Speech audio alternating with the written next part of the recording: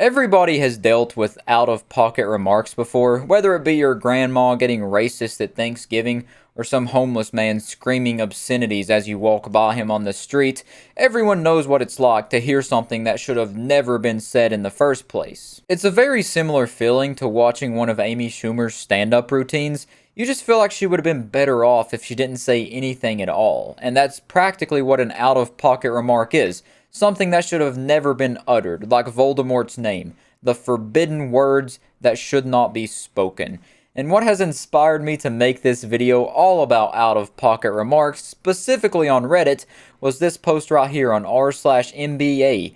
From a user 6 years ago, they said, "Is it legal for players to kiss as a strategy?" It's an off-season question, but I'm serious. Let's say it's the finals, Game 7, in crunch time. If LeBron starts kissing Kyrie, not a single defender will be watching the ball, leaving JR open for an easy 3. Would LeBron and Kyrie be called for a technical, or would the points count? The rules say technical fouls relate to unsportsmanlike behavior, but I don't see how this is unsportsmanlike. It's just the most uncharacteristic thing ever. What say you guys? I'll say, have you ever seen LeBron squat or twerk? I'd love to see him smacking lips with Kyrie. But anyways, down here in the comments, they say, down the rabbit hole we go off to Google to find an answer. According to this article and this article, it's happened in the WNBA between two opposing players, and both players were called for a foul. Now I want to check out this article here. Do we have some empirical evidence? Do we have some hard proof here? I don't need it, but okay, we do. So they're smooching right here. And that's crazy. And it says at the top that both players received personal fouls for their smooch down here. And quote, "I was just trying to make sweet love," Tari, I don't know how to say that name, said of her kissing her opponent. "As far as me and Diana and the tango dance that we had, I always say that she just wanted some of my deliciousness," opponent Augustus joked to reporters. So I guess they really weren't pulling in the numbers they needed, so their coaches said, hey, you know what? Go out there and just kiss. That'll get more people to watch the WNBA. And maybe you could make a living wage playing here. I'm sorry, that was out of pocket. I shouldn't have said that. That was messed up. My bad. But okay, we have evidence here. And it looks like they were giving some more evidence on this comment. Here's an article about Magic Johnson and Isaiah Thomas kissing on the court once. Looks like nothing was called, so it might actually be legal in the NBA. Okay, let's see Magic Johnson. Was this post or after he had the HIV? Anyways, here's the smooch. It looks a bit old, so I think this was before he had the AIDS or whatever. So yeah, no technical was called, but that's not on the lips kissing. They're just holding hands, giving a little like what is that called? That's like how foreign people greet each other in movies. They go mwah mwah. I don't know what it's called. Like a courtesy kiss.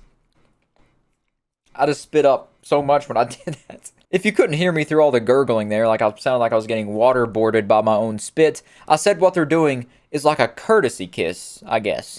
I definitely didn't just click on those articles to see WNBA and NBA players kissing, though. You're crazy. You're crazy. But yeah, that's that post right here. It's just now getting traction after about 6 years. That's pretty crazy. It's the first time I've ever seen it. It's a very funny post, though. And that inspired me. It got the gears turning in my brain. And I said, you know what? There's probably a lot of other out-of-pocket things on Reddit for me to look at, so that's what we're going to do. I compiled a bit of other out-of-pocket remarks on Reddit, and we're going to go through them now. So this is from r/AskReddit. It's marked as not safe for work. It says, females of Reddit, what is the sexiest thing a plus-size gamer gentleman, does he have a fedora, has told you that has made you want to immediately have sex with him and be his girlfriend? Asking for a friend, of course. Naturally, this is for a friend. This is just a question, not like it's something he's wanting to do. No. But like, yeah, seriously, what is the sexiest thing a normal-sized, greasy gamer gentleman has told you, ladies, that has made you want to have sex with him? I play they in this hypothetical, the person plays Valorant, by the way, and they're Platinum 3. So what would be a sexy thing that he could do to make you want to be his girlfriend? Just curious. That's just a joke. That's a joke, naturally. I'm like Andrew Tate. I pay women to be around me. And maybe occasionally flash a tit on a webcam. So we can make money together. We got another post from r/AskReddit. It says, what is the weirdest place you have masturbated? So this one's naturally going to get a lot of weird responses, I would imagine. When I was 19, I was suicidal. I went to go lay down on the train tracks and get run over. I got bored waiting for a train, so I decided to rub one out while laying on the tracks. Post-nut clarity helped me get off the tracks and get the help I needed. That's the best post-nut clarity I've ever heard.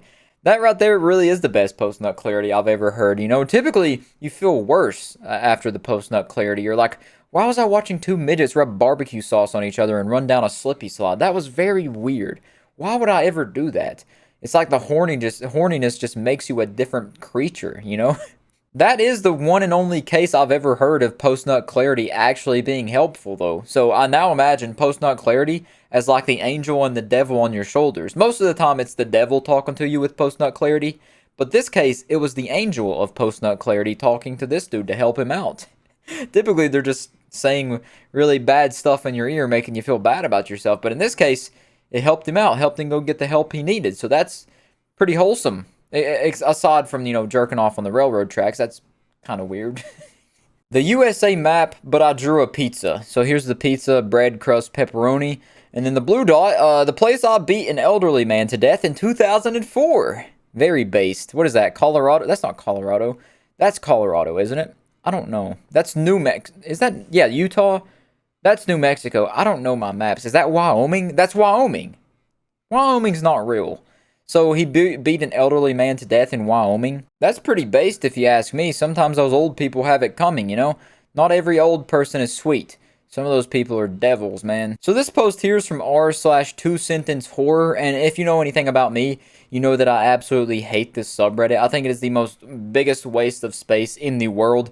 Much like League players, you know? It's just something that shouldn't exist. They make me want to pluck my hairs out one by one until I'm completely bald, looking like Johnny Sins out here, or Saitama. But anyways, it says, wow, it reeks of ass in here. When I turned around and I saw I was in the ass room, it all made sense. I guess this is the one exception. This is a good story. I can get behind this 2-sentence horror story. That is the only good post to ever come out of r/2sentence horror. So if you thought about going over there to check out some more stuff, if it's all funny like this, don't. Do not. Save yourself the time. I would honestly recommend you play a game of League of Legends before you go to that subreddit. That is how much I despise it, you know? All the blinking lights point the other direction, turn around, tuck your tail, get as far away as possible.